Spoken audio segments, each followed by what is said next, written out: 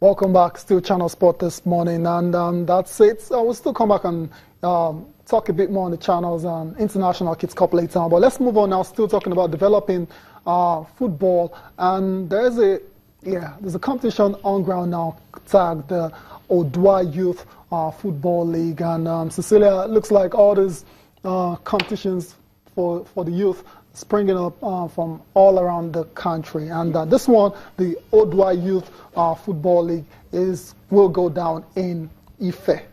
Okay, that's why Ooni of Ife, Oba Adeyeye Ogunwusi II, he had to come up with this one. It's for the southwest states. Correct. You have Osun, Lagos, Ondo, Oyo, Ogun, and Ekiti State. That's the kingdom of the Ooni. You know, he says, look, they actually need to bring this together, bring this up for them to, you know, have a kind of a unity in the southwest region. And it's not just going to be the southwest region. They're thinking this might just go beyond, you know, the southwest. Maybe other people can actually copy this as a model where they can use to develop their youth. You know, you talk about youth empowerment and other sports. Yeah. Football is one of the ways. I mean, yeah, that's one way to go as well. But this one is all about the southwest states, Osun, Lagos, Ondo, Oyo, Ogun, and Ekiti State. And the Ooni is apparently a very competitive person as well, because he's not very impressed that the national teams don't have a lot of players from this side of the country. So he feels, you know, by launching this kind of program, this kind of tournament, it will help discover great footballers that will go on eventually to, you know, represent Nigeria. Yeah, especially, you know, when they had to partner with Nigerian Football Federation, so it's more like a brainchild of Sheyi Akiume and also the Ooni. Let's listen to them now, what they intend to achieve with this. It's proven all over the world that football, sports, particularly football, foster unity. I remember vividly the story of Biafra War. During that war, everybody stopped the war because of football. So these are things, these are instruments that communities, especially government, should be using.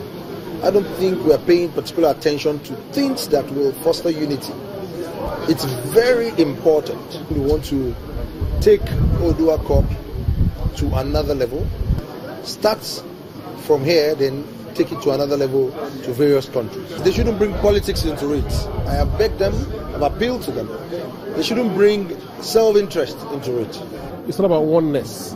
It's not about developing our region.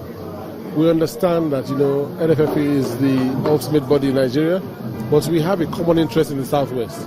And even our statutes recognize various regions. Our southwest region, we have a lot of talent, we have a lot of opportunities that we have not harnessed. And, you know, we started, this is the source as far as in our tradition. So we come to the source for support, for blessing, so that we can grow together. But another important thing is we want everybody to know that we are one. You know, too many times over the past years, the Yoruba people have been, you know, the source of their own problems. We fight each other, we, you know, compete unduly against each other. But we want to know there should be healthy competition. But the first thing should be the growth of our region. There are two things Nigeria stands to gain from our success here. By the time we go into the program and we succeed, then other parts of the country will want to copy. That is one. Number two is going to make sure when other parts of the country copy, then we are going to have the best of the best. There are a lot of football talents in this country hidden. And if I had not worked in this area before, it wouldn't have been easy for me to talk about. 1983 to 85, I did not invite one foreign-based player to the national team. And yet we had a formidable team with which we won silver at the African Cup of Nations in Côte d'Ivoire.